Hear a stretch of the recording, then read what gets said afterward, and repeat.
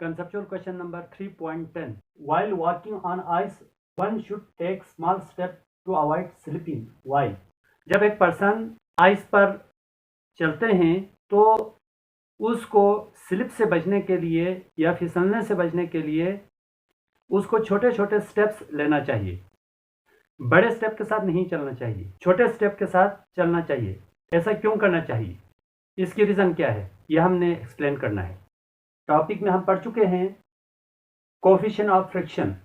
Coefficient of friction होता है, यहाँ पर मैंने फार्मूला लिखा हुआ है, coefficient of friction is equal to F upon R. ये जो आर है ये नॉर्मल रिएक्शन है, ये एफ है हमारे पास, इसको हम स्मॉल एफ से भी शो कर सकते हैं। Small F means friction. F S भी लिख सकते हैं आप, स्टैटिक फ्रिक्शन के लिए एफ एस आएगा, काइनेटिक फ्रिक्शन के लिए एफ के आएगा। तो यहाँ पर हम मोशन की बात कर रहे हैं, तो यहाँ पर जो फ्रिक्शन होगी वो काइनेटिक फ्रिक्शन होगी। Mu is equal to F divide by R. जो काइनेटिक फ्रिक्शन और नॉर्मल रिएक्शन के रेशियो को हम कोएफिशिएंट ऑफ फ्रिक्शन कहते हैं। आइस के लिए कोएफिशिएंट ऑफ फ्रिक्शन की वैल्यू स्मॉल है।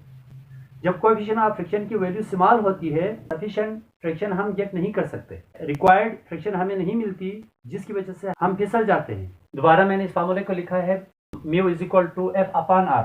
मैं एफ के साथ के लिख देता हूँ। ये जो फ्रिक्शन है वो हमारे पास काइनेटिक फ्रिक्शन है। Kinetic friction means friction of body during motion.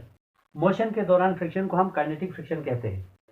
तो एफ के की वैल्यू निकालेंगे तो R normal reaction coefficient of friction के साथ आएगा। तो एफ के is equal to coefficient of friction into normal reaction. Coefficient of friction constant है, तो मैं कांस्टेंट और इक्वल टू को मैं हटाऊंगा तो यहाँ पर साइन ऑफ प्रोपोर्शनलिटी आती है।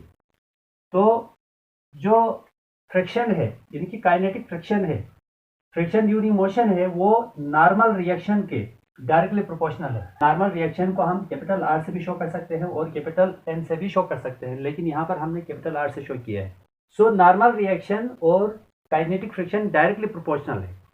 जब हम लंबे लंबे स्टेप्स लेंगे तो उस वक्त जो नॉर्मल रिएक्शन की वैल्यू है वो कम होती है, लेकिन जब हम छोटे स्टेप्स लेते हैं तो नॉर्मल रिएक्शन की वैल्यू ज़्यादा होती है, क्योंकि नॉर्मल रिएक्शन के जो मैग्नीट्यूड वेट के बराबर होती है mg है। यानी कि हम छोटे स्टेप लेंगे तो नॉर्मल रिएक्शन की वैल्यू ज़्यादा होगी, नॉर्मल रिएक्शन ग्रेटर होगी। इसलिए हम जब छोटे स्टेप्स लेंगे तो नॉर्मल रिएक्शन ग्रेटर होगी।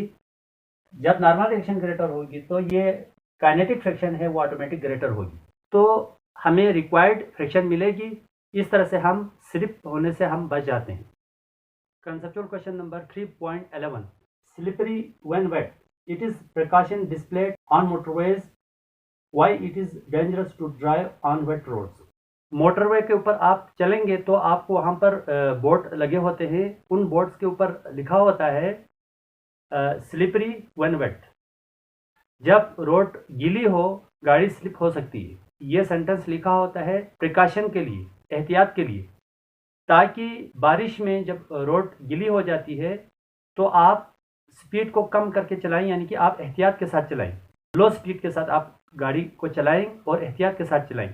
इसलिए इस पर्पज़ के लिए बोर्ड आविज़ा होता है, उस बोर्ड के ऊपर लिखा होता है स्लिपरी व्हेन वेट, यानी कि जब रोड गीली हो तो स्किड होने का चांस ज़्यादा होता है। ऐसा प्रिकॉशनरी जो सेंटेंसेस है वो लिखे क्यों होते हैं, इसको हमने एक्सप्लेन करना है। हम जानते हैं ये जो खुश्की है उसकी निस्बत जब उसके ऊपर, खुश्की के ऊपर अगर पानी आ जाए यानी कि वो तर हो जाए, लिक्विड आ जाए, तो फ्रिक्शन काफ़ी हद तक कम हो जाती है।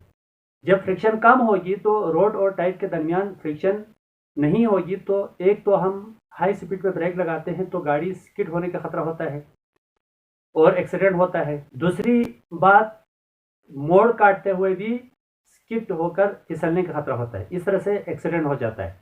इसीलिए जब बारिश हो जाए तो सड़क गीली होती है तो टायर और रोड के दरमियान फ्रिक्शन कम हो जाती है, तो स्किड होने का या फिसलने का जो स्लिपिंग का जो चांस है वो बढ़ जाता है और गाड़ी का एक्सीडेंट होने का खतरा भी बढ़ जाता है, इवन कि एक्सीडेंट हो जाता है।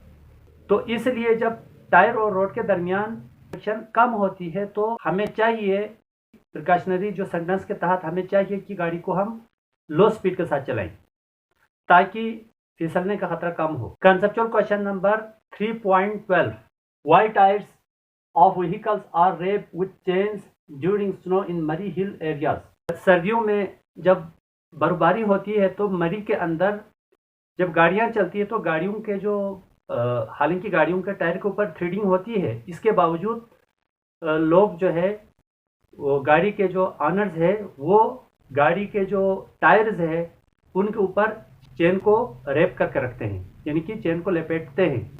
इसको क्यों लपेटते हैं, यानी कि इसको चेन को रैप क्यों करते हैं, यानी कि टायर को हम चेन क्यों लगाते हैं, तो यह हमने एक्सप्लेन करना है। जब सड़क पर बर्फ पड़ी हो तो फ्रिक्शन कम हो जाती है, क्योंकि बर्फ क्या है, लिक्विड है इसके अंदर, तो liquid reduce friction, liquid friction को कम करता है, तो जिसके नतीजे में गाड़ी का फिसलने के चांस बढ़ जाते हैं और गाड़ी एक्सीडेंट हो सकता है।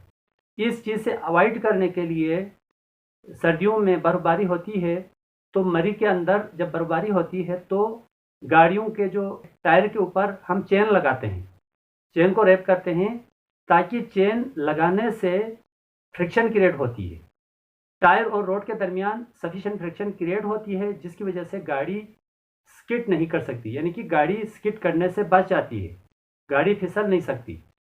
इस तरह से ड्राइविंग सेफ हो जाती है। जब सफिशिएंट फ्रिक्शन होगी तो गाड़ी का स्किड होने का खतरा भी कम हो जाता है और गाड़ी इस तरह से एक्सीडेंट भी नहीं होता। इस तरह से हम सेफ जर्नी कर सकते हैं। डियर स्टूडेंट, मैं अक्सर जो है वो वीडियोस के अंदर मैं ये बात बताता रहता हूँ कि फिजिक्स इकरा एकेडमी के चैनल पर आपको 9 से लेकर सेकेंड ईयर तक फिजिक्स के कंसेप्चुअल प्लस न्यूमेरिकल क्वेश्चंस के आंसर आपको मिलेंगे। फिजिक्स इकरा एकेडमी की जो चैनल है इसकी खूबी ये है, लेक्चर प्लस नोट्स मिलेंगे 9 क्लास से लेकर सेकेंड ईयर तक की फिजिक्स का। 9-10 लेवल पर नेशनल बुक फाउंडेशन और पंजाब टेक्स्ट बुक बोर्ड की जो फिजिक्स है, दोनों फिजिक्स के conceptual plus numerical questions lectures के साथ आपको नोट्स मिलेंगे। लेकिन एफएससी लेवल पर जो फेडरल बोर्ड में जो रिकमेंडेड बुक है वो हमारे पास है KPK, Khyber Pakhtunkhwa text book board की जो फिजिक्स है उसकी बुक रिकमेंडेड है। इसीलिए मैं पीके की फिजिक्स की बुक से मैं कंसेप्चुअल प्लस न्यूमेरिकल का वीडियोस में बना के अपलोड कर रहा हूँ। तो लिहाजा आपने वीडियोस को डेली देखना है, वीडियोस को शुरू से एंड तक लाजमी देखना है, रेगुलरिटी के साथ आपने देखना है, वजीफे के साथ। जैसा कि मैं वीडियो अपलोड एक वजीफे के साथ कर रहा हूँ, मैं डेली वीडियोस अपलोड करता हूँ, ये आप खुद बखूबी जानते हैं। तो जो मेहनत मैं आप पे कर रहा हूँ वो तभी फ्रूटफुल होगा जब आप मुझे फॉलो करेंगे, जब आप फिजिक्स इकरा एकेडमी के चैनल को आप फॉलो करेंगे। डेली आपने कम से कम 1-1 घंटा वीडियोस वॉच करना है ताकि आपके अच्छे नंबर आएंगे।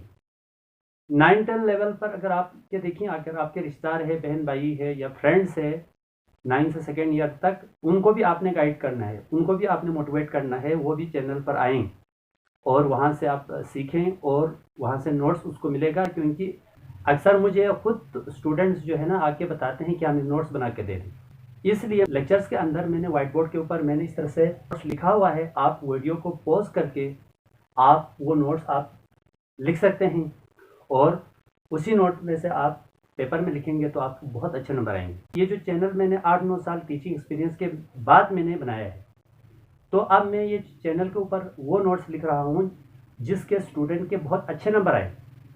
तो 8 साल के जो एक्सपीरियंस में जिस नोट्स के अच्छे नंबर आ रहे हैं वो नोट्स मैं यहाँ पर आपके लिए लिख रहा हूँ, तो इसे आपने फ़ायदा उठाना है। तो लिहाजा नोट्स को, वीडियोस को डेली वॉच करना है और वीडियोस पूरी वॉच करनी है, तभी आपको फ़ायदा होगा। Thank you very much.